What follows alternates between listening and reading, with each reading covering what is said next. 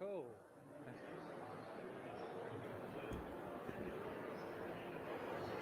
Hello and welcome. My name is Tom Webb. I'm a postdoctoral researcher at the University of York studying the coastal cryosphere. This session is on Indigenous people, food system and climate change in the polar oceans. Please welcome to the Cryosphere Pavilion at COP26, and also welcome to those of you joining us from hubs in Geneva and Stockholm. If you have any questions, feel free to direct them to the chat or to your host, and they'll be asked at the question and answer session. I'd now like to welcome to the stage René Castro Salazar, Assistant Director General for the Office of the Director General of the UN Food and Agriculture Organization.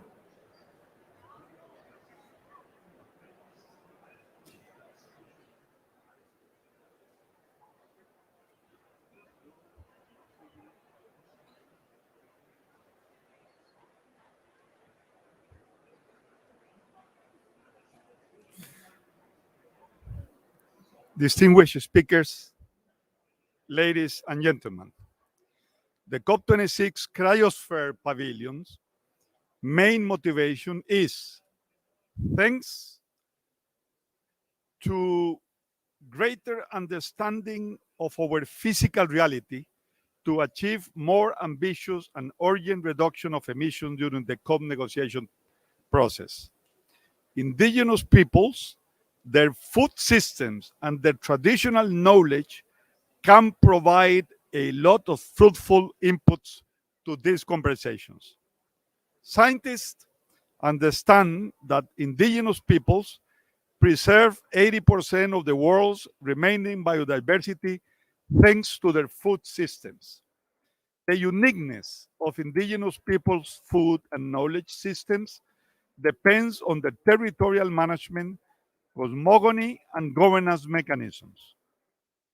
All of these aspects have made indigenous people food systems sustainable and resilient. Indeed, the continuation of their food systems today is the best testimony of their resilience and the fact that the majority of biodiversity remains in their territories, the best example of their sustainability. However, lack of recognition, marginalization, and violence is pushing indigenous peoples into situations of vulnerability, poverty, and malnutrition that is threatening the future of indigenous peoples' food systems.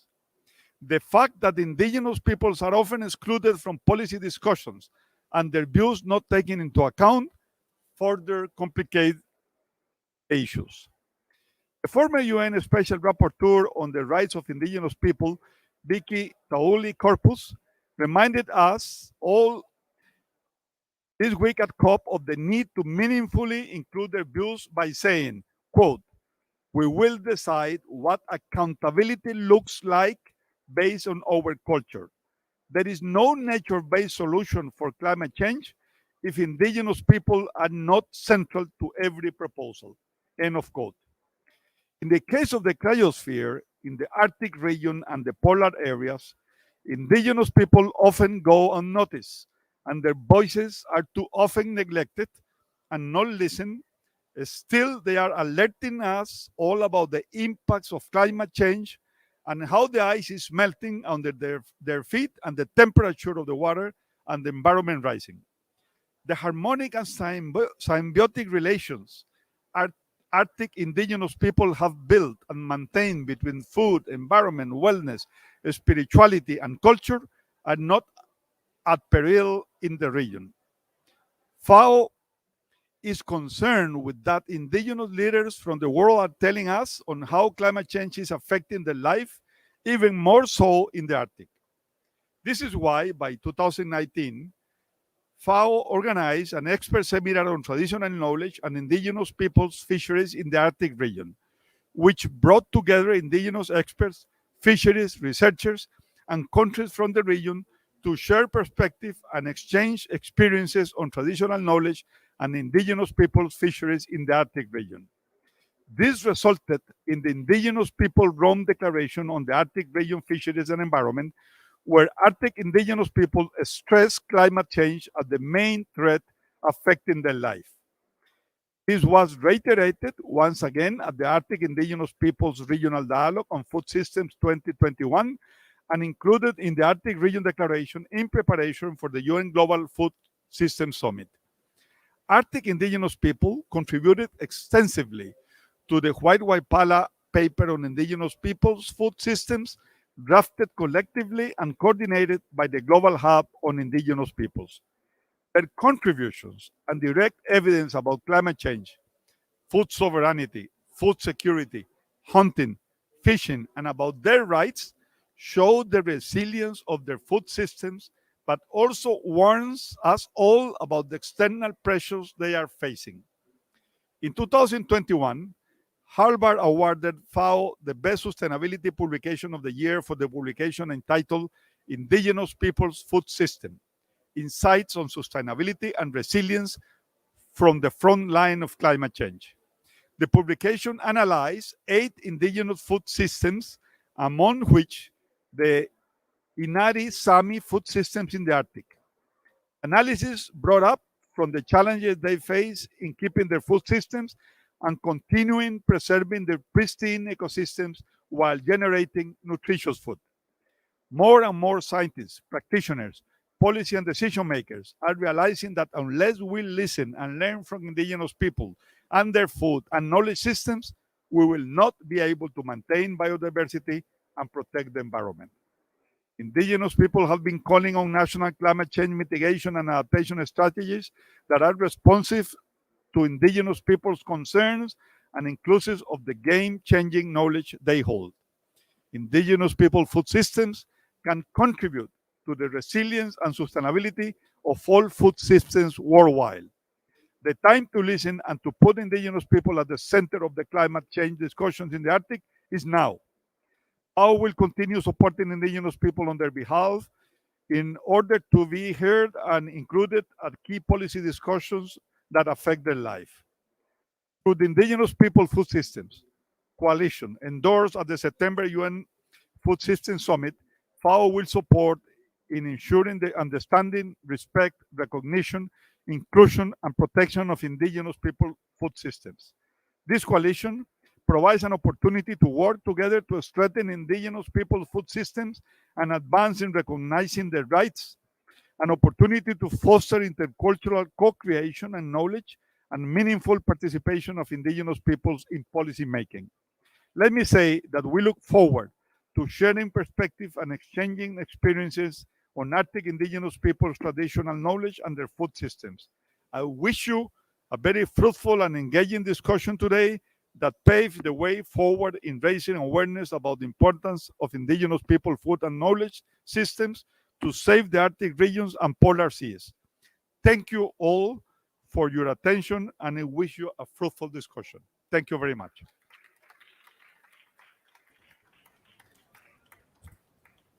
Thank you very much, Mr. Rene Castro, for your opening remarks and for reassuring FAO's commitment to support the understanding, recognition, and inclusion of indigenous people food systems. We are going to continue with the opening remarks, and please allow me to give the floor to Ms. Anne Nurgan. Ms. Nurgan is a Sami person and the chair of the UN Permanent Forum on Indigenous Issues. She is present in the Criosphere Pavilion.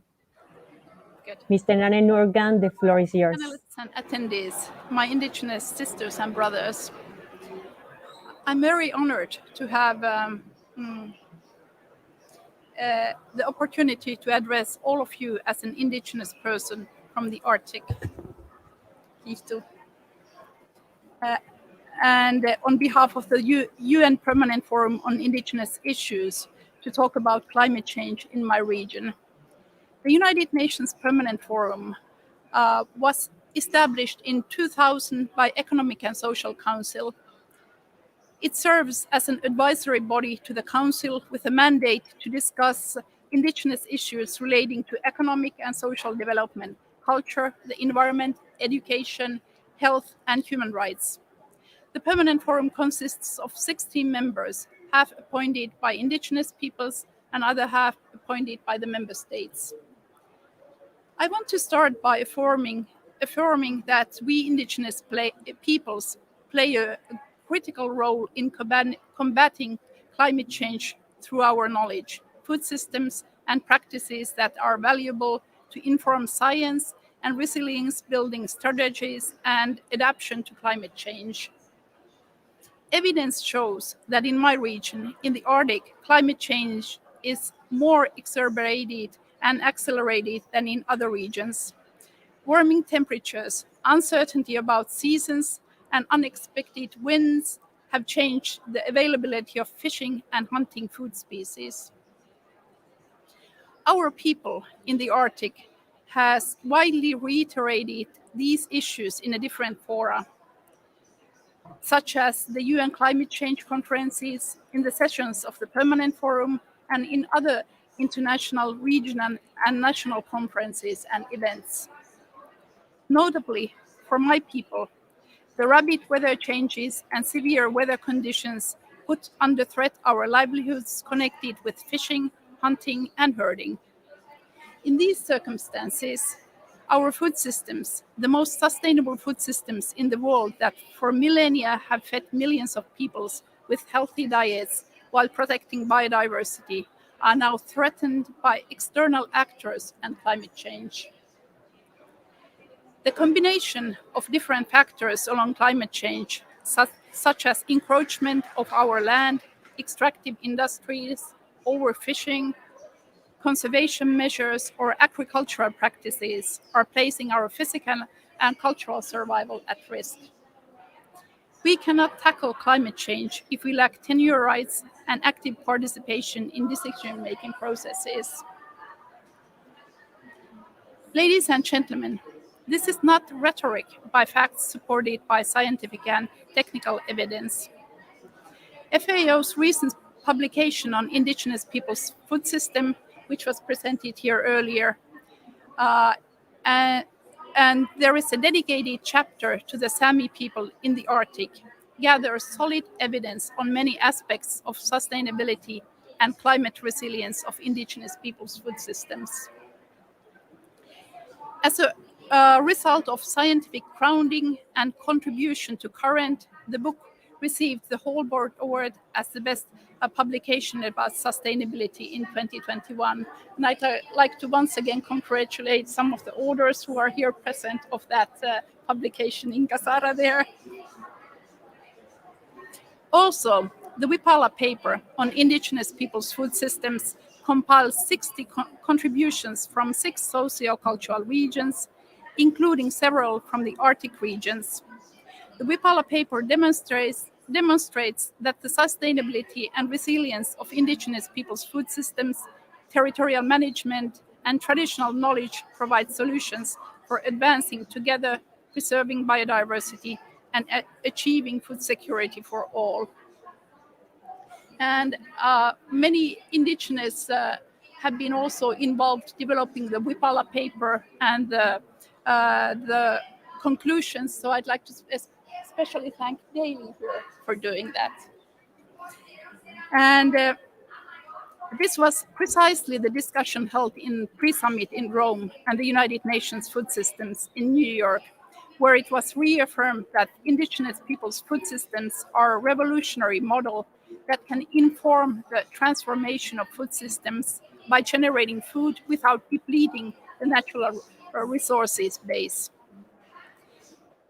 As a result of that evidence, our advocacy work and support of some countries, the UN Food Systems Summit announced the establishment of the Coalition on Indigenous Peoples' Food Systems.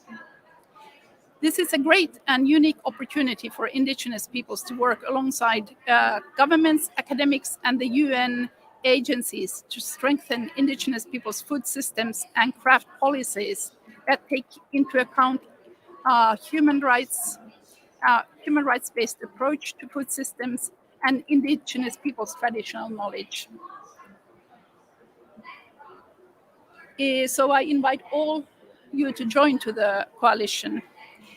In this long run, we have observed that our traditional knowledge and food systems are slowly gaining recognition. However, despite that, Indigenous peoples' views, cosmovision, and time-tested practices continue to be excluded from most science and policy fora. To conclude, I would like to thank the organizers of the event and wish you all a successful and interesting discussion on the Arctic Indigenous Peoples' food systems and climate change. Kiitos.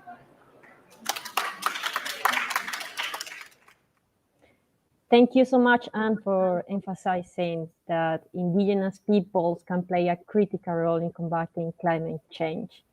After the opening remarks, we are now moving to the introduction of the Arctic Region Declaration in preparation for the Global Food System Summit. For this session, we have two speakers, Gunbritt Retter and Brian King.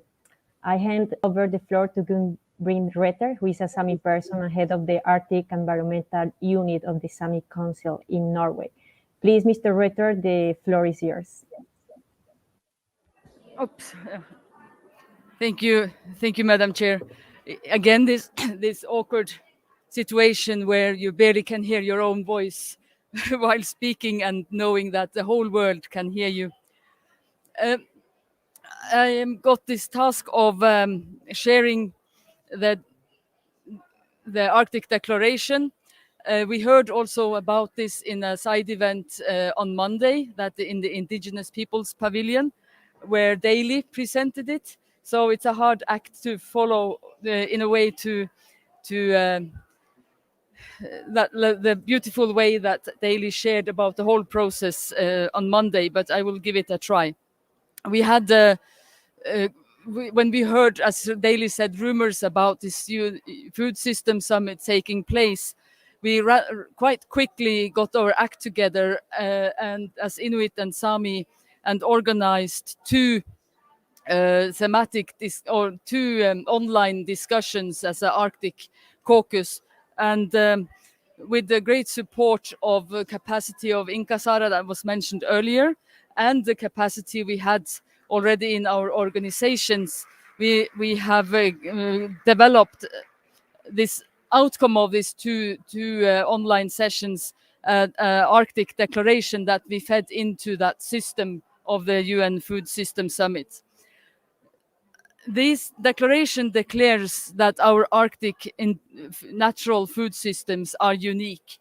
They are imperative to ensuring the vitality of our way of life, cultures, and survival as distinct peoples of the Arctic region. Our food systems are resilient and have been sustained and managed by our steadfast continuation of our traditional livelihoods, occupations, values, and practices.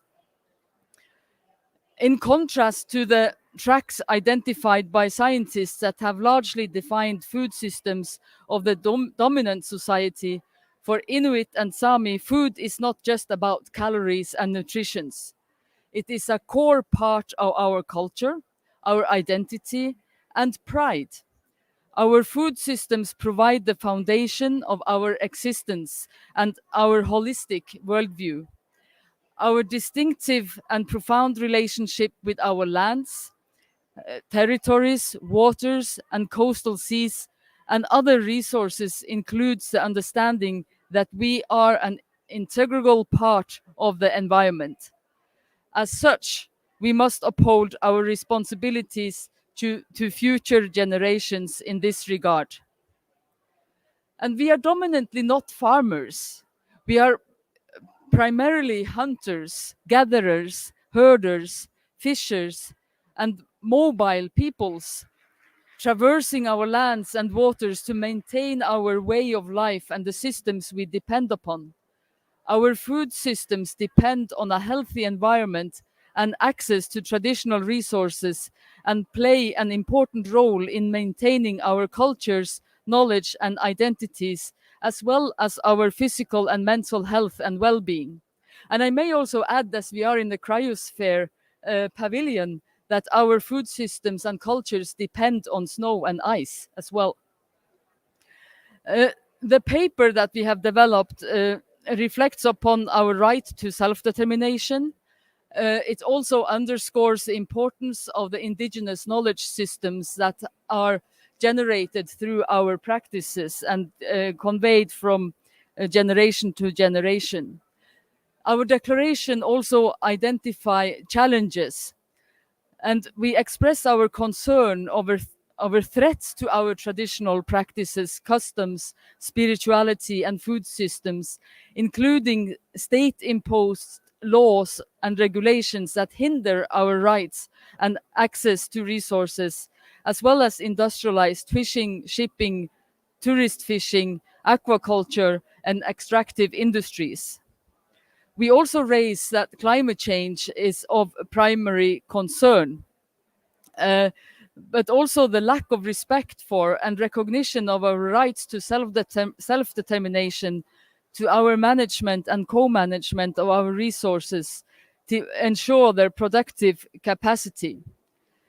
The declaration, which is 7 or 8 pages, and I encourage you all to read it, also contains a section of key messages to different layers of decision makers, I would say, both at the UN level, as we have recommendations directed to the United Nations Secretary General and other UN agencies, member states, and to the private sector. And this section of key messages is divided into several thematic areas, which is the right to self-determination, the right to land, waters, and natural resources. It addresses climate change and capacity building and research on our food systems and diets. And it addresses indigenous knowledge, as I think that is a core for many, all of us. And it addresses traditional occupations and livelihoods. And it also reflects upon alliances and enhanced participation of indigenous peoples in the UN systems. And I think I have used the time that was allocated to me, and hope this could convey the essence of our joint work that was generated through those 2 online workshops and delivered into the food security system. And I think it will guide our future work for quite a while, and I encourage you all to have a look at it. Thank you very much. Thank you so much, Gunn-Britt. I just want to highlight your words about the Arctic indigenous people as unique as part of your identity and how climate change are putting at risk those food systems. Now I'm going to introduce Mr. Brian Kim, who is the chair of the board of directors, Land is Life. He's connecting virtually today. Please, Brian, take the floor. Thank you. And thanks to the organizers of this important meeting for inviting me to speak today. I'm going to touch on a couple of the same themes that Gunn-Britt Redder just touched on, but I think they're important to emphasize. As was mentioned, Indigenous peoples of the Arctic, representing the Inuit of Chukotka, Russia, Alaska, Canada, and Greenland, and the Sami of Norway, Sweden, Finland, and Russia, prompted by the urgent need to inform and influence the UN Food System Summit and to address the current threats and challenges facing the Arctic, its peoples, and natural resources, met on June 3rd and 4th of this year. And this dialogue was part of a larger process of Indigenous peoples organizing regional dialogues in order to inform and influence the UN Food System Summit. So at this meeting, they reaffirmed their rights, they shared perspectives on Arctic food systems and traditional knowledge, and discussed the current threats and challenges facing the Arctic region and the Indigenous peoples that call it home. They also wrote this declaration in which they made recommendations to the UN Secretary General, the UN agencies, member states, and the private sector on actions that should be taken to address these threats and challenges. And as Gunn-Britt said, it's climate change, loss of biodiversity, degradation of the environment, threats to traditional livelihoods, and threats to resource rights. And so they made these recommendations on how to address those what should be done to address those challenges and also to strengthen Indigenous peoples' food systems. So I'd like to highlight a couple of points that were made in the declaration that came out of this gathering. So first, the declaration makes clear this link that exists between food security, cultural integrity, and the health of the entire Arctic ecosystem. Food security is multidimensional and is inclusive of health and wellness, language, identity, and rights. So if we're going to ensure or strengthen food security in the Arctic, then we must also strengthen and safeguard the integrity of the cultures of the Arctic. There can be no food security without cultural integrity. And because of this link that exists between food security and culture, we also see that the threats to Arctic food security also threaten Indigenous peoples. And Gun-Britt mentioned these concerns that Indigenous peoples of the Arctic have about threats to their traditional practices, their customs, their livelihoods, and their spirituality, industrialized fishing, and et cetera. So the second point made in the declaration that I want to bring attention to, which is directly linked to the first, is that the unique views, perspectives, and knowledge of the Indigenous peoples of the Arctic must be integrated into the local, national, and international systems that govern the use of the Arctic's lands, waters, and resources. So if food security, culture, and the health of the Arctic environment are inextricably linked, then the Indigenous peoples need to be at the table when decisions are being made about how the Arctic's lands, waters, and resources are to be governed. And the third point in the declaration that I want to emphasize today is the fundamental and direct link between Indigenous peoples' food systems, the right to self-determination, and collective rights to lands, territories, and resources.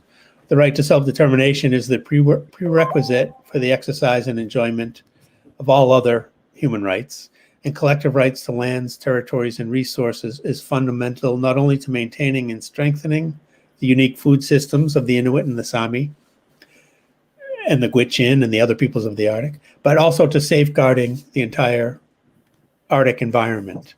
And all of this is true not only in the Arctic, but around the world. Indigenous knowledge, Indigenous resource management strategies, and Indigenous ways of living are essential to food security everywhere. And since you're all in Glasgow, and this meeting's taking place in Glasgow at COP26, I'd also like to highlight that all of this applies to climate change as well. So if we're going to rise to the occasion and respond to the challenges presented by global climate change, Indigenous peoples must be engaged as equal partners in the process. And the rights of Indigenous peoples, as elaborated in the UN Declaration on the Rights of Indigenous Peoples, must be recognized and respected. So I'll just end with, I'd like to acknowledge the commitments made at COP26 by the governments of the United Kingdom, Norway, Germany, the United States, and the Netherlands, along with a group of foundations, to provide $1.7 billion to support Indigenous peoples and local communities. And say first that it's about time. And second, that I would encourage, and I hope there will be robust dialogue amongst Indigenous peoples and between Indigenous peoples and those who have pledged this support to ensure that Indigenous peoples and local communities are setting the priorities for how this money will be utilized and to ensure that it goes directly to communities.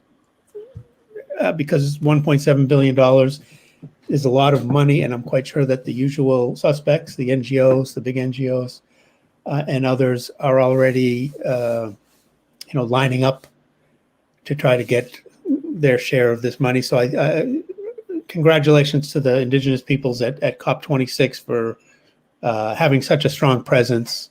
And I will end there. Thank you.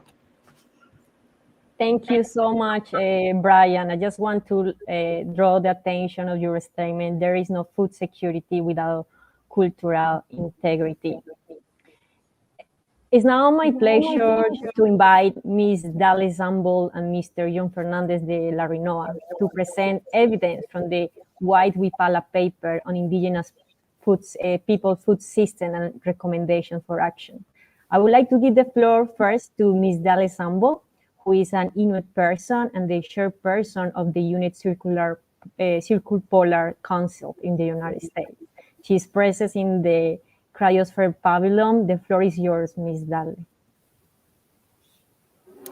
I'm really pleased to have heard the announcement here at COP26 about the coalition in favor of Indigenous peoples and their food systems.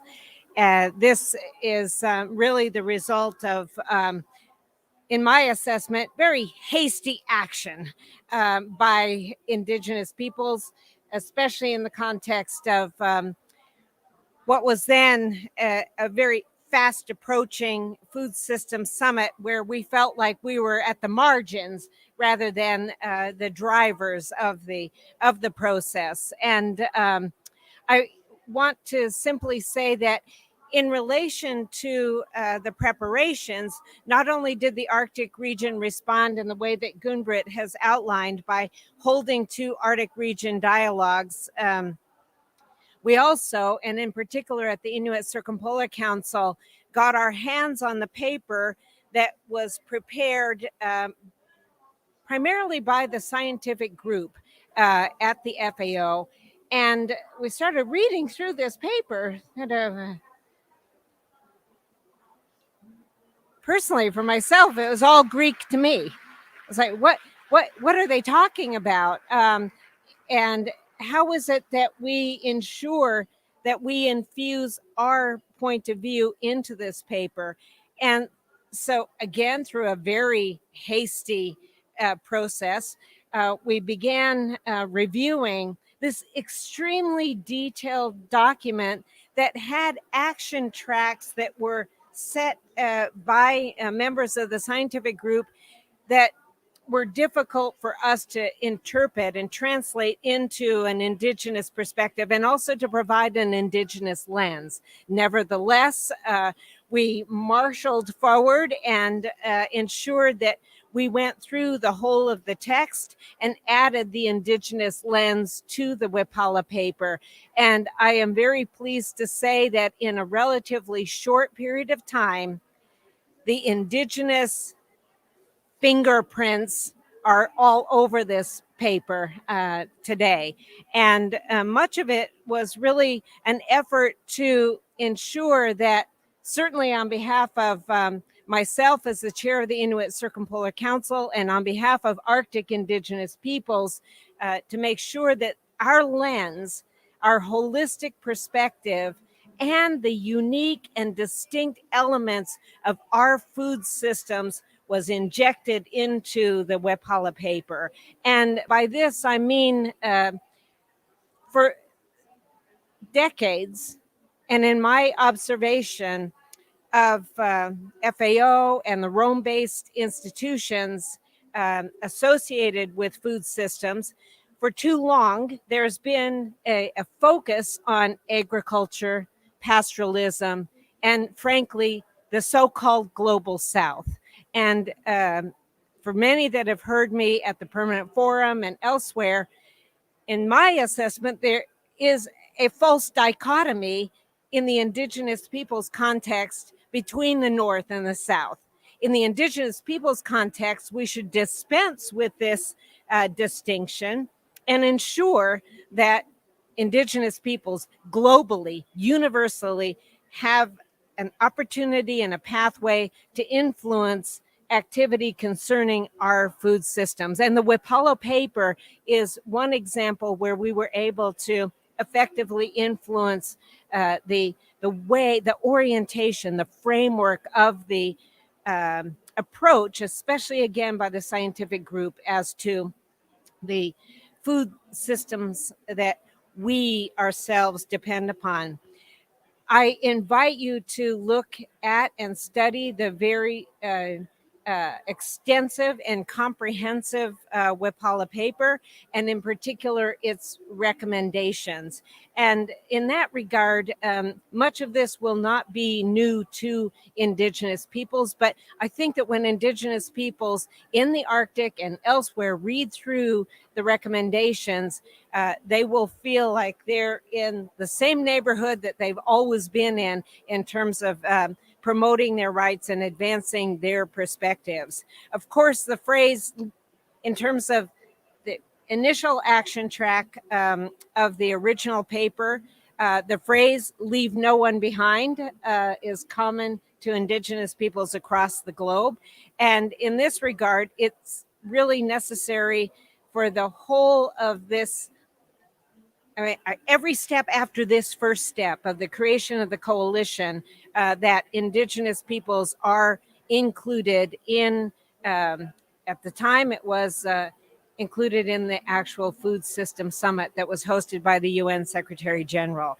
But also a host of things: establishment of a zero hunger fund, expansion of coverage of social protection systems, developing new standards and a legal framework to drive private sector change and hold companies accountable in relation to food systems. There's a set of recommendations that was related to Action Track 2, one focused on education and the need for interculturality becoming a game-changing solution. Again, being inclusive of Indigenous peoples. There's a set of recommendations that look at agrobiodiversity and how some of these elements of food systems and the global food system are impacting Indigenous peoples. Of course, the effort to support conservation and biocentric restoration. And again, this might sound like Greek to all of us, but if you think about even some of the panel discussions that we've just now had concerning Indigenous knowledge and the importance of biodiversity, all of these different recommendations translate to really the expressions of Indigenous peoples as to how these systems have been impacting us. There's a set of recommendations, of course, that are focused on the rights to lands, territories, and resources. And again, this is not news to anyone as to the significance of our lands, territories, and resources and food systems. This is a direct linkage. It is an important and intimate linkage that needs to be recognized and respected as we go forward in adding further interpretation or perspectives as to how those rights attach to us, and specifically in terms of our food systems. I want to say that in terms of the opportunities going forward, we have a new pathway, a new platform through this coalition to give further Indigenous lens to the whole of the recommendations of the Wapala paper. Here again, it is extensive. I invite you to study it carefully if you're interested in Indigenous perspectives as to the food systems that we maintain. And I am so appreciative of the opportunity for at least one of our members and our delegates here to the COP26, Jimmy, who will in a few minutes and after the other presentations give you a glimpse or a snapshot as to Inuit food systems and the importance of the way we live on the Arctic tundra, on the Arctic coastal seas, and I don't know, really, hopefully through your creative mind, you can begin to understand how unique our food systems are based upon hunting, harvesting, and fishing across Inuit Nunat, our homelands. And as was said at this recent discussion this morning on Indigenous knowledge, there is very uneven treatment about our food systems and access to resources. But I think that some of the conclusions that were made, certainly in the Arctic Region Declaration, we've pointed out some of the challenges, but we also have pointed out some of the solutions, including integration or use of Indigenous knowledge and the real potential for co-production of knowledge, especially through the coalition. So I'll yield there and thank the organizers and also our allies and advocates within the FAO. So many, many thanks. Qianak. Thank you so much, Dalen, and thank you for the collective effort of Indigenous people in building the Wipala paper on Indigenous food system and showing its resistance and sustainability. Please allow me to give the floor to John Fernandez de la Rinoa, who is the head of FAO Indigenous Peoples Unit. He is connecting from Rome. Please, John, take the floor. Well, thank you so much, Luisa, and thank you, Dale, Anne, Gumbrit, Brian. It's a great pleasure to be with all of you, and of course, with our Assistant Director General, Rene Castro, who opened together with Anne this event. I think Dale has said it pretty much all with respect to the White Wipala paper, so let me perhaps highlight how we came about this important document that is available in English, Spanish, and French, and that you can download freely and consult it. 60 individuals from the 6 different sociocultural regions of the world, both indigenous and non-indigenous, coming from 19 organizations, and as Dale mentioned, with significant contributions from the Arctic region, but as well as from Latin America, from Africa, from Asia, from the Pacific. We've received a tremendous amount of contributions that many of them were oral insights on what indigenous peoples' food systems means for indigenous peoples, for their culture, for their cosmogony, but more importantly, explaining why they are sustainable, why they are resilient, and how indigenous peoples could contribute to some of the issues that are being discussed today at the COP. I think some of the uniqueness of the Wipala paper is the fact that the document had the ability to transform a lot of the oral knowledge that indigenous peoples have and that Dale just mentioned into a written document that could also inform policymakers and scientists who very often are disconnected from knowledge that is orally by millions of people all over the world, and that for this very reason is not included or taken into account very often in the decision making and in the policy discussions. And the Wipala paper starts by saying that the global food system is unsustainable, and that if it is left unmitigated, the current food systems will result in radically modified ecosystems, environments, coastal lines, mountain tops, glaciers, cryosphere, water bodies, and weather patterns, with consequences for all human well-beings and life on Earth. And the Wipala paper makes a call for more efficient, sustainable, resilient, and equitable food systems in order to eliminate hunger, but more important, to achieve the Sustainable Development Goals. And to do that, the indigenous peoples from all over the world identified what is the problem. And one of them is that indigenous peoples, their food systems, knowledge, and practices have been and continue to be marginalized in policy making. The second large issue is that indigenous peoples' food systems cannot be characterized according to dominant conceptualizations of food systems that are presented as linear value chains. What are some of the main characteristics of indigenous peoples' food systems? Well, one of the first one, and it was already introduced by Dale, is that they are embedded in biocentric approach that is intimately tied to nature. But another one is that indigenous peoples' food systems promote equitable distribution of resources and power and support indigenous identities and values. What can indigenous peoples bring to the debate on food systems? Indigenous peoples' knowledge, practices, and worldviews differ from dominant science and provide a valuable contribution to current debates on sustainable food systems. But very interestingly, indigenous peoples occupied over a quarter of the world's land, and their food systems that preserve the majority of the remaining biodiversity in the planet can show ways about how to generate food while preserving biodiversity. Indigenous peoples' food systems provide nourishment and healthy diets. But it is very clear that even though indigenous peoples' food systems are themselves a game-changing solution for the world, and this was recognized by the UN Food System Summit, at the same time, it's fundamental that they are protected, that they are better understood, and that they are respected. And this is the very essence of the White Wipala paper that collectively was written by indigenous experts and non-indigenous experts from across the world.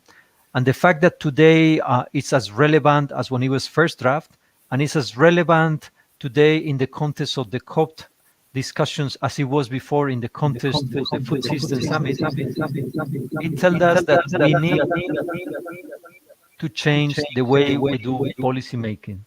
Thank you so much for your attention, and over to you, Luisa. Thank you so much, John, for your presentation and for showing how indigenous people food system, their traditional management and traditional knowledge provide solutions to preserve biodiversity and secure food for all.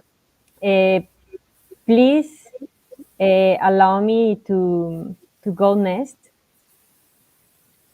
with the session on management and indigenous values concerning Arctic indigenous people food systems in the face of climate change. I will hand over to Adelaine Amasuk, who is a UNEP person and delegate of the Inuit Circumpolar Council, Alaska. And Mr. Adelaine, please go ahead.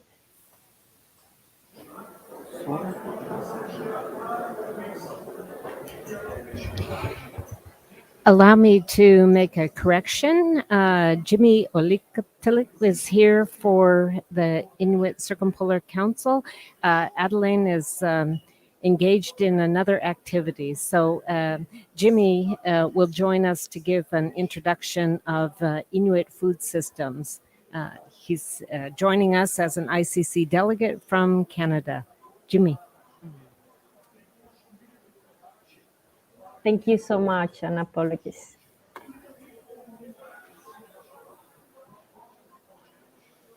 Kulinamik. Arangarunga. Sarang mutarunga. Kulinamik tamang unlama. I'm honored to be here. I'm honored to be part of COP26. Back when they started establishing the communities, the Royal Canadian Mounted Police slaughtered the dock teams that people were using around that region. From there, we lost a lot of our ways to hunt, and therefore, but they had a system where if you go into the community, you get social income support, and the only place you could get to spend that money was at the Hudson Bay Company, and therefore a lot of food that you had to get was processed or in cans, and therefore again 2021 it's a different lifestyle. So, but also the community was asked to see if they could get a pipeline from north to south through Aquaculture Puthia Peninsula, but the elders didn't want that because they knew it was going to destroy our ecosystem. So since I started 2015, let me just go back. I also sold the land claim from our region. So I had different jobs. I also been the mayor of Talograk, but with the land claim, it didn't seem to be not going anywhere. But 2015, I joined the local hunters and trappers organization, and as soon as I was in there, I looked at Article 5, and that's our right to hunt and occupy the land. But again, the community was still hardly any jobs, stuff like that, and no access to country food because they slaughtered our ways to hunt, our dogs, but they promised houses, income support, and hunting gear. The last person that talked about it, he passed away about 6-7 years ago, and he said, "I guess I'm going to pass away too without getting the hunting gear that the government promises. So therefore, we have to learn new ways in order to keep our culture alive. And therefore, a cut and wrap facility is something that makes a lot of sense for our culture, because it's a new way of sharing. We always shared our catches with other communities, other regions. That's how that Inuit and all over practice their culture, by sharing. But today is different, because you have to make money in order to feed your family. And if we had a cut and wrap facility in our community, it's access to country food. And again, I say 2021, everybody's used to wrap. The only thing we could get is ground beef, steaks, stuff like that. Not caribou, not muskox, not fish, not char. But those are our daily diet, and therefore, by not accessing those, there's a lot of diabetes going on in our communities, in our in region. So a cut and wrap facility is something very appropriate for Inuit, all over, because you have access to country food. We had a cut and wrap facility. Like when I started in 2015, the country food that I distributed to the community, to the elders, to the single parents, and people with limited means of going out on the land, it was good. It was good. We butcher the meat. The hunters bring it in. We butcher it and hand it out to the people that need it. It was okay then, but today is again different from 2015 because of climate change. Everything we do is from the climate, from the land, and modern society introduced, ground beef, steaks, and steak caribou. If we had steak caribou, if we had cut and wrap facility in the community, we have more access to the country food, and therefore we go back to being able to practice our culture by making money with the cut and wrap facility. We'll use the money, half of it, to keep the cut and wrap facility going, and the other half to start taking young people out on the land again with the elders, to connect with them again, to be able to practice your culture. These are some of the things we're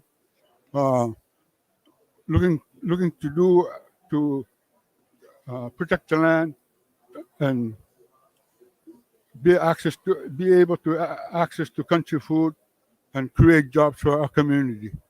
Thank you very much. Thank you very, very much, Jimmy. Your testimony shows certainly the challenges that the Inuit people is facing and the importance to take action right now. Please allow me to move to the next discussion. Indigenous people values and practices to maintain ecosystems and biodiversity. For these discussions, we have Ms. Wisla Sadren and Ms. Nicole France. I will give the floor to Ms. Wisla Sadren, who is a UKG person and is the member of the Institute of Humanities of North Minority People Problems in Russia. In advance, I apologize for not giving the floor to you before. Please go ahead.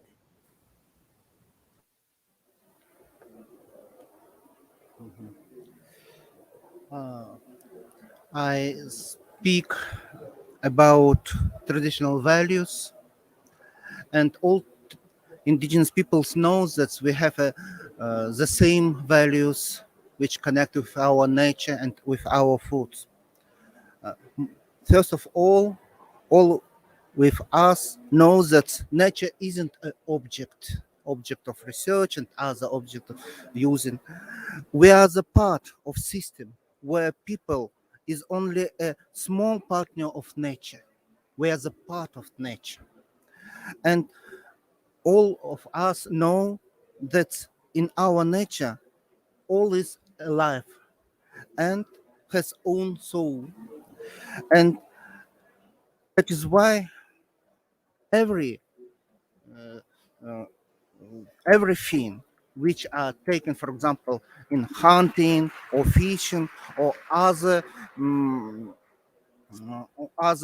of our steps, nature using must be respectful to nature. We must take only what we need in this time, and we must remember that all which we taken, it isn't our success. It's a gift to people from the nature, and this is these values connect with our food system too. As our speaker says earlier, our traditional food system closely connect with our culture, is a part of our culture. And now we see that our food system now under the pressure of many factors, and one of them is the climate change. I want to give only one example for this pressure. For example, now is the time for ice fishing. Usually it's at the end of October till the middle of November, we have ice fishing. Frozen fish is a big part of our winter food. And maybe who visit Russia north on knows that straganina, which we name this frozen fish, it's very delicious. And what's happened now? This activity, ice fishing, are based on three factors. One factor is this is a spawning time of our white salmon fish. The second, it's enough depth of the ice. And the third factor is temperature, which provide us a speed froze of catching fish.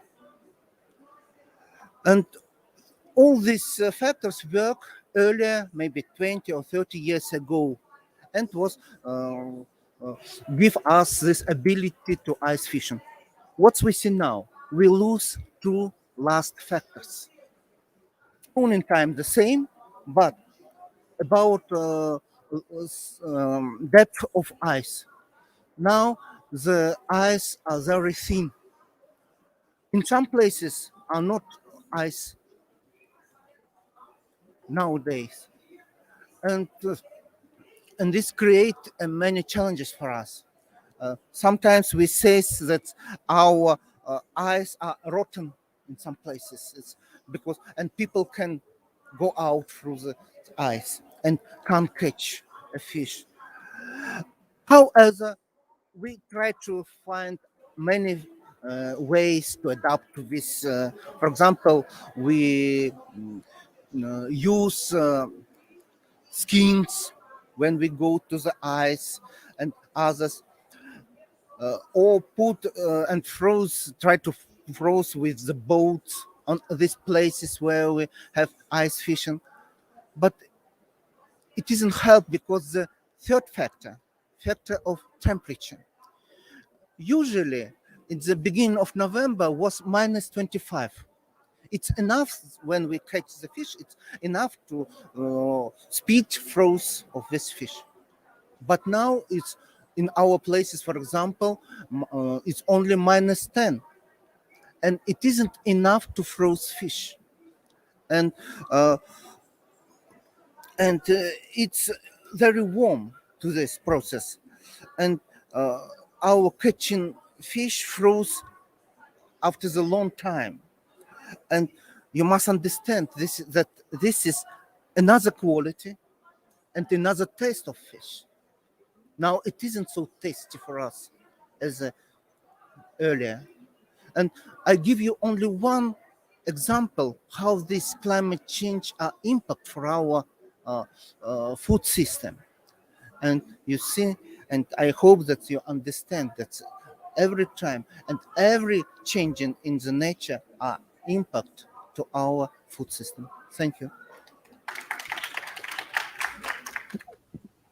Thank you so much, Vyacheslav. Unfortunately, your example on ice fishing show like how indigenous people's livelihoods are being affected by climate change.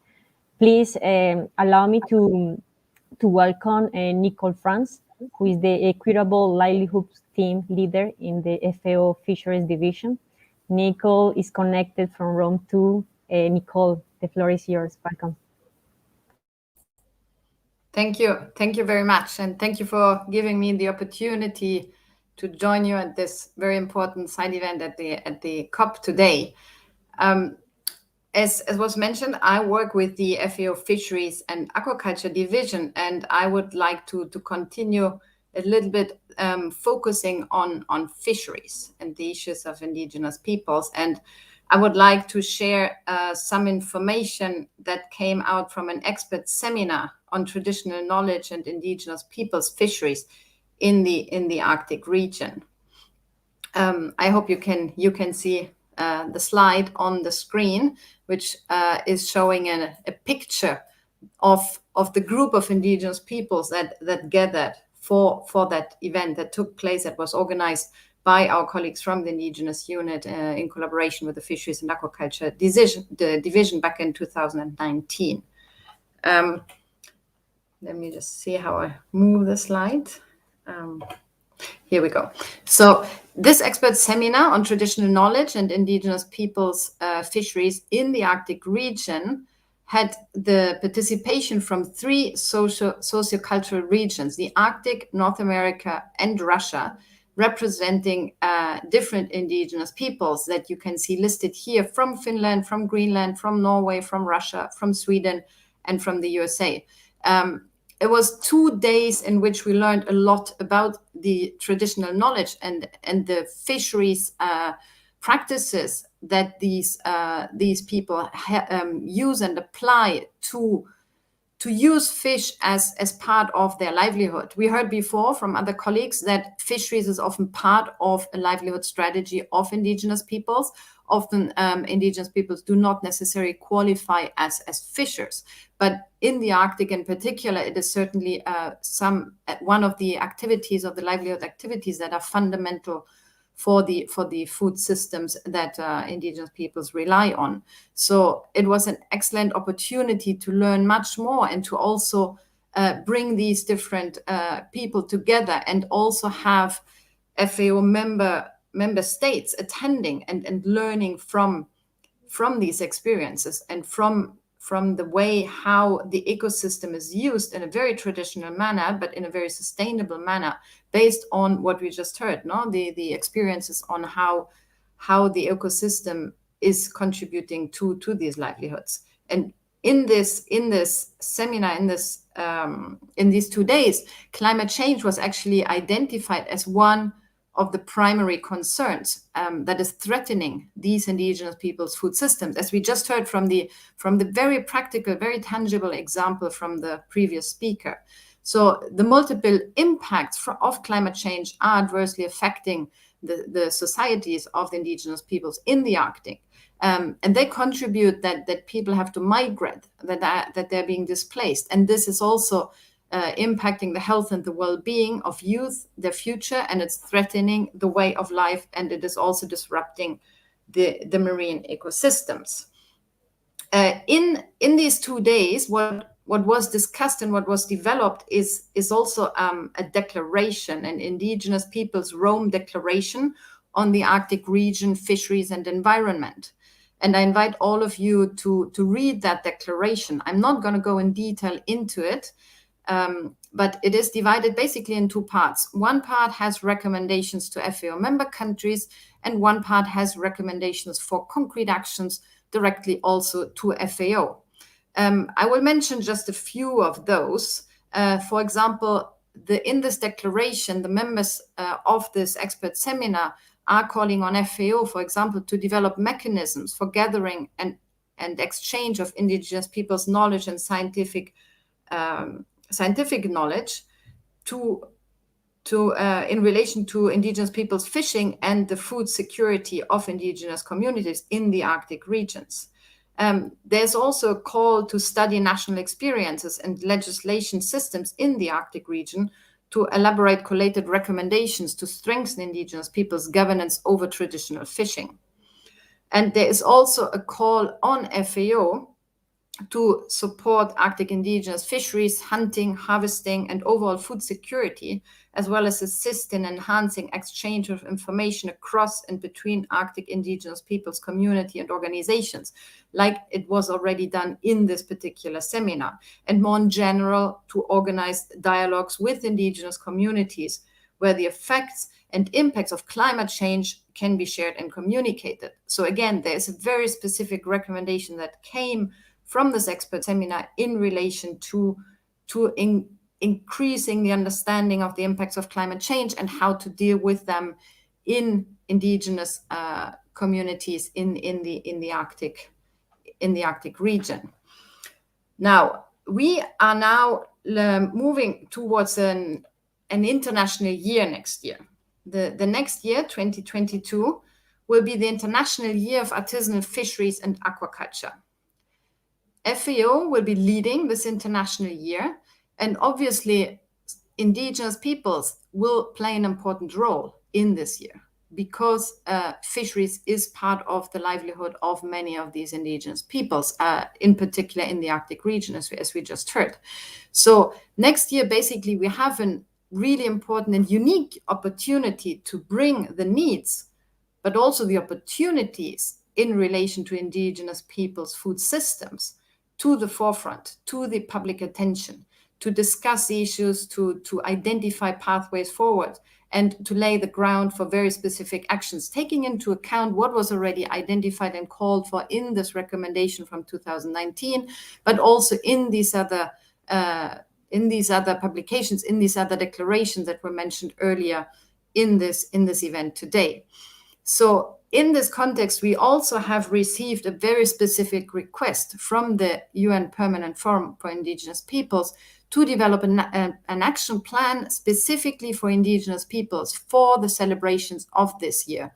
And in FAO, the Fisheries and Aquaculture Division is already collaborating with the Indigenous Peoples Unit to respond to this call. And I really would like to invite all of you to join us in these efforts and in these celebrations, because this is really an opportunity for all of us to lay the ground for a better future for indigenous people's food systems that depend on small-scale fisheries.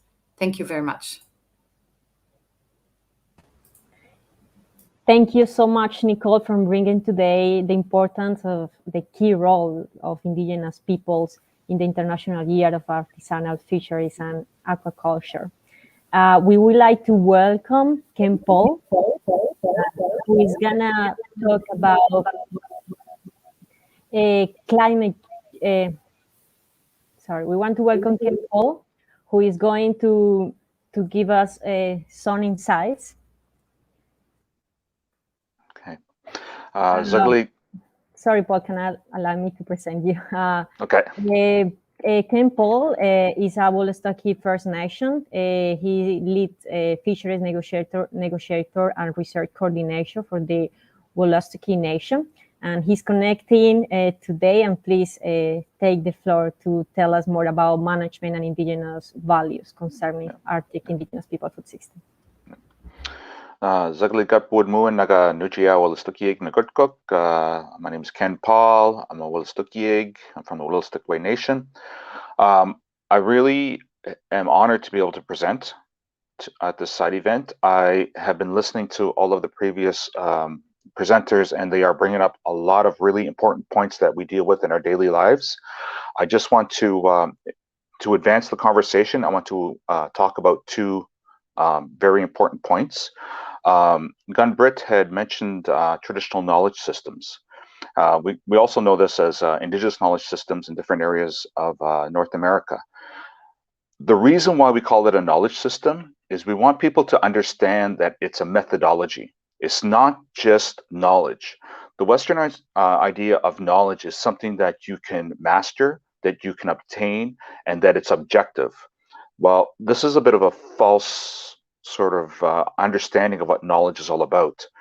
And there's a lot of people will say that, well, if the climate is changing, then your indigenous knowledge will no longer be relevant.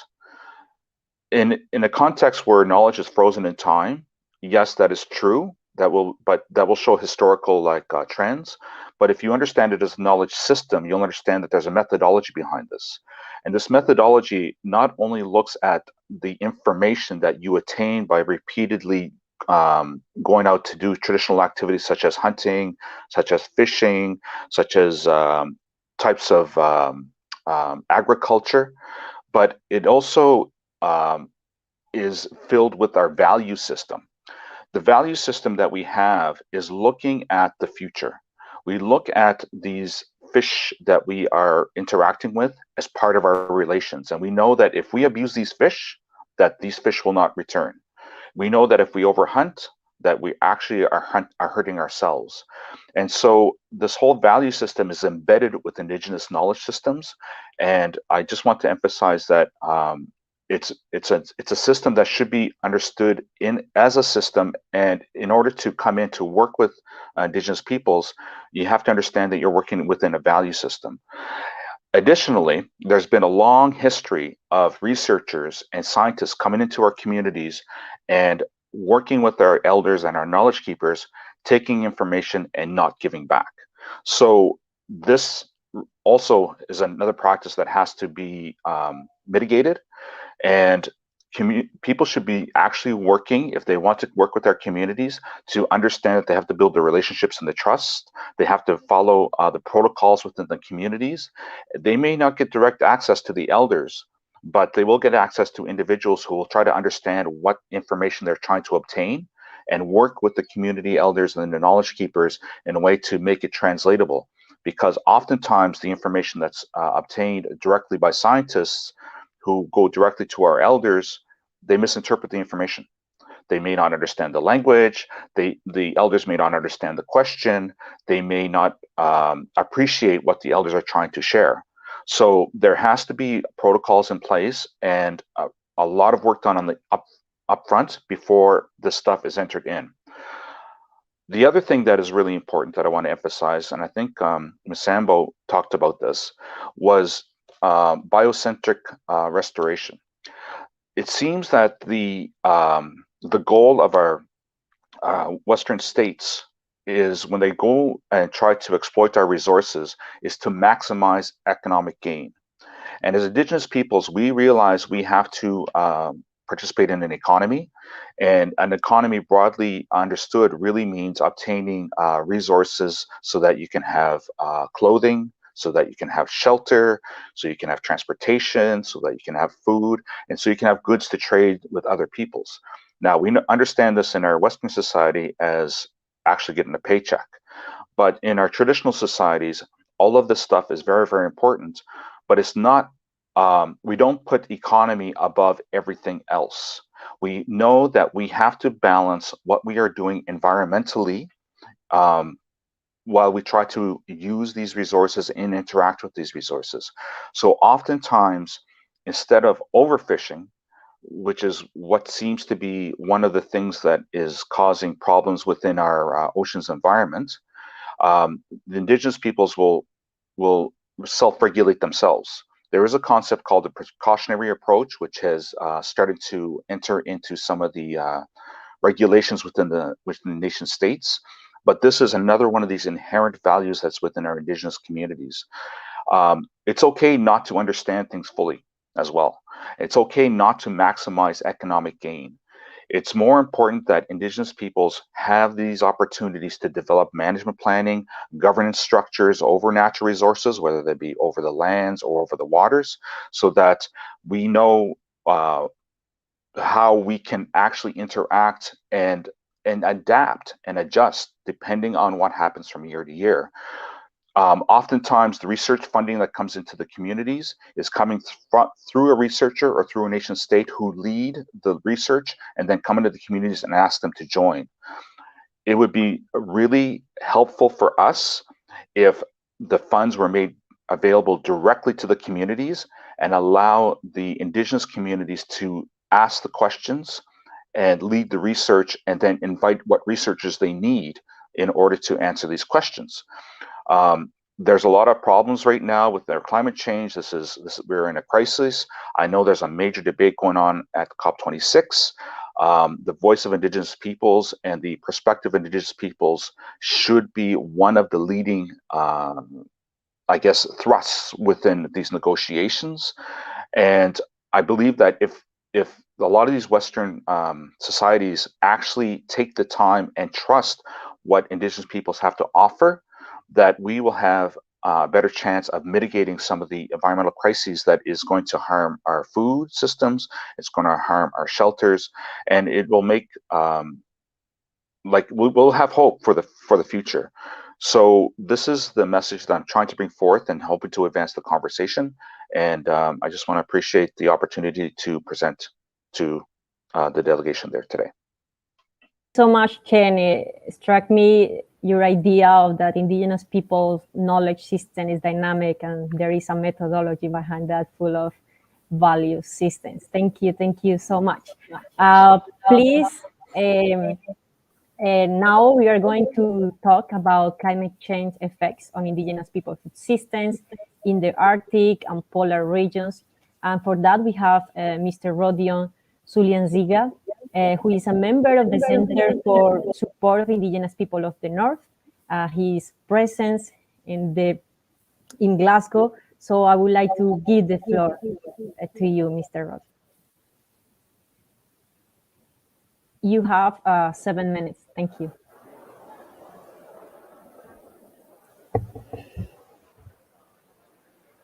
Thank you very much, Madam Chair, and good afternoon, everyone.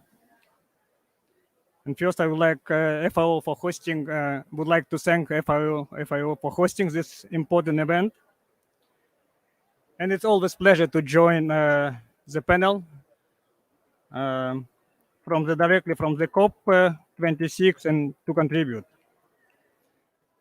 Food insecurity as a result of climate change has already been recognized as a global problem affecting the entire planet.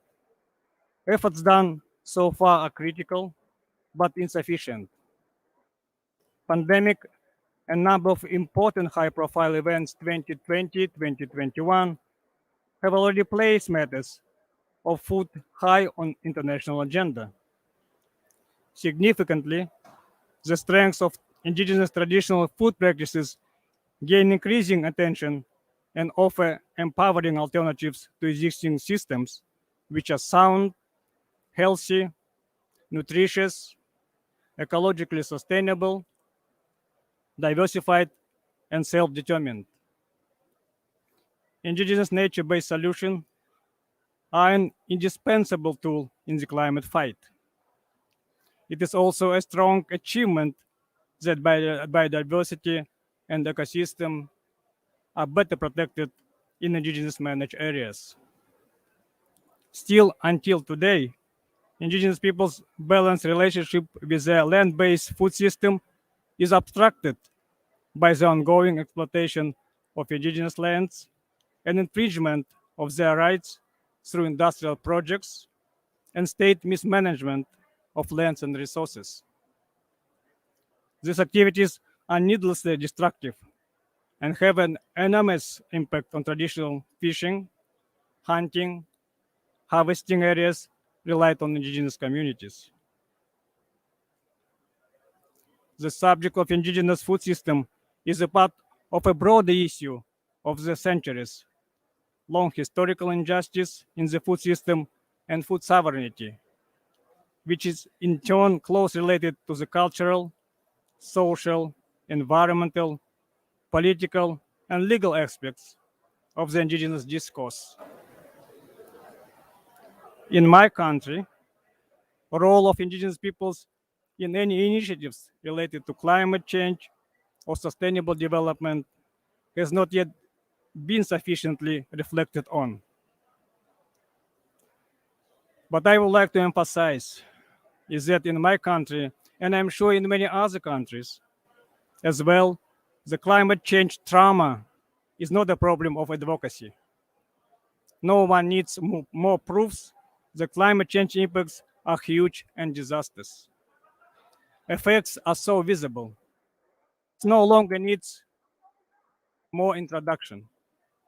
The problem we need to concentrate on is a power imbalance between those who are at the front line and those who profit from the climate inaction. That is why today climate change negotiations are fundamentally about power politics and economy, where it should be about people and end of structural injustices.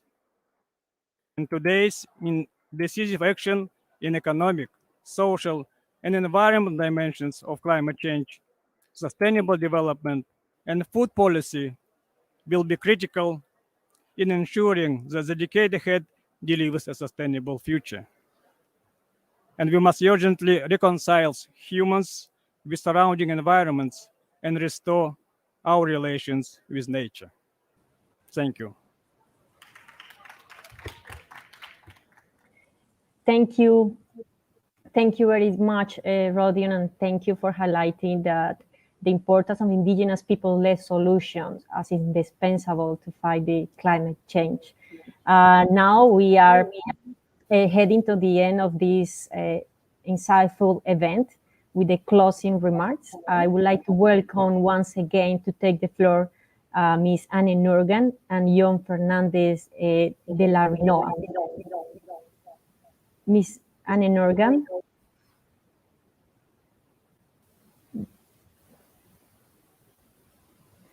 The floor is yours. You have 3 minutes for your closing remarks. Thank you. Thank you, Luisa. I'm very honored to have the opportunity to address all of you as Indigenous persons from the Arctic and the chair of the permanent, to talk about climate change and my region. The United Nations Permanent Forum on Indigenous Issues, wrong statement, too many statements. Indigenous brothers and sisters, ladies and gentlemen, we have heard about the climate change. It's certainly a grave and important issue in the Arctic, as it is everywhere. We have also heard that to ensure we continue providing solutions based on our traditional knowledge, food systems in harmony with nature, and some actions must be taken. Governments must secure land tenure and participatory rights as a precondition for guaranteeing the full and effective exercise of our rights, and especially our right to self-determination. Our food security needs to be guaranteed, and our food sovereignty needs to be respected. I want to conclude by sincerely thanking all of the speakers, participants here today, and the governments of Mexico, Canada, Dominican Republic, Finland, New Zealand, Norway, and Spain for pushing forward the creation of coalition on indigenous peoples' food systems. I'm confident that this coalition will ensure that Arctic and indigenous peoples living in the polar area will be included in the work. The coalition aims to respect, recognize, protect, and strengthen indigenous peoples' food systems across the world, and to disseminate and scale up indigenous knowledge and good practices from indigenous peoples' food systems with potential to transform global food systems at large. We look forward to more partners and states to joining the coalition over the coming months.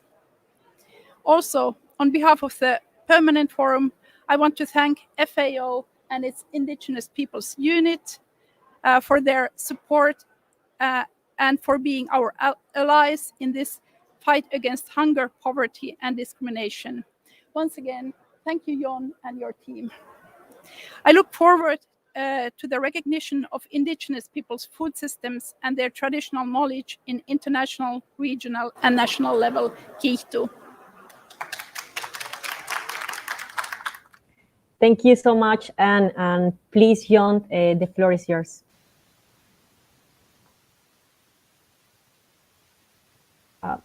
I am afraid we cannot hear you, Jon. Hello, can you hear me now? Yes. Well, thank you so much, Luisa. And I want to start, of course, thanking Anne Nurgan, the chair of the UN Permanent Forum, for her words and support. But allow me also to thank every one of the speakers today on behalf of FAO. I would like to thank Ken Paul, Jimmy, Rodion, Vyacheslav, Brian, Dale Sambo, Gumbrit, and of course, Nicole, Franz, you, Luisa, and Rene Castro, no? And of course, Brian King.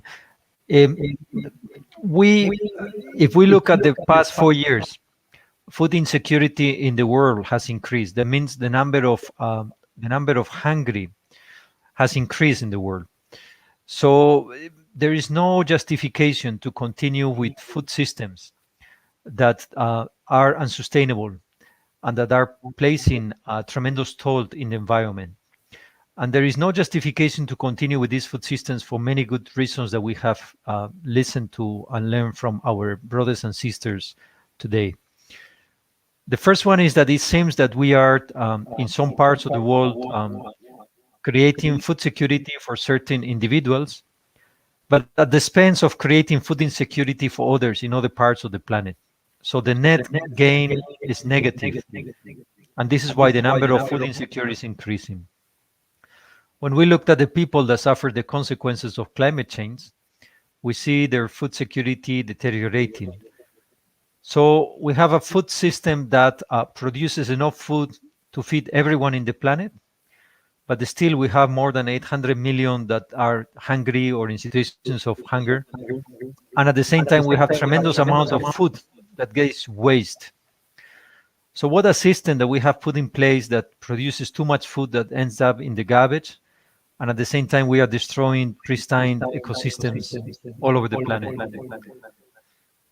When we looked at climate change, biodiversity loss and environmental damage, there is different ecosystems that are unique in the world that really are like a beam of light that provide us an update on the status, on what is going on in the planet.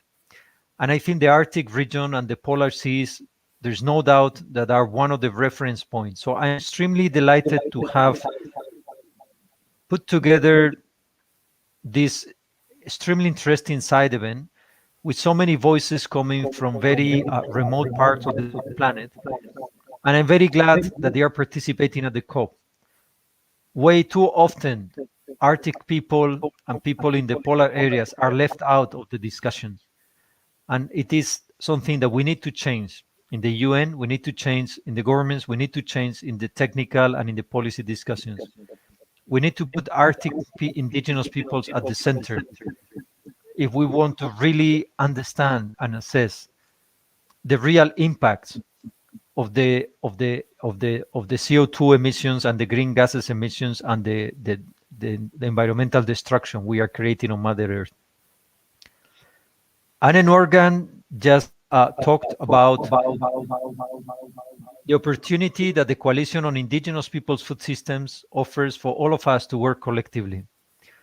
So I would like to, in closing, to call the spirit that put forward the White Wipala paper when everyone came together to co-create knowledge, an intercultural and respectful environment, to put forward a document that could tell policymakers, could tell scientists that there is a different way of understanding food in the planet, and that this way of understanding food in the planet is sustainable and is resilient, and has been doing so for thousands of years.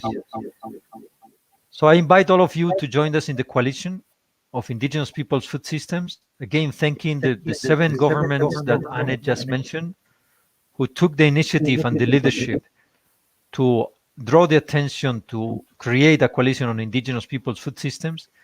But I will be extremely pleased if Arctic indigenous peoples could be at the center of this coalition to ensure that their voices keep reverberating in all of us and that their views keep informing all of us. Thank you all so very much. And on behalf of FAO, thank you for joining us in this Cryosphere Pavilion side event on indigenous peoples' food systems in the Arctic and polar seas. Thank you so much. Thank you so much, John, and thank you so much to all of you and the people connecting from the different parts of the world. This event reflected the urgent call to take actions to protect indigenous peoples and their food system. Thank you. Good morning, afternoon, or evening to all of you. It's been a pleasure to moderate this event.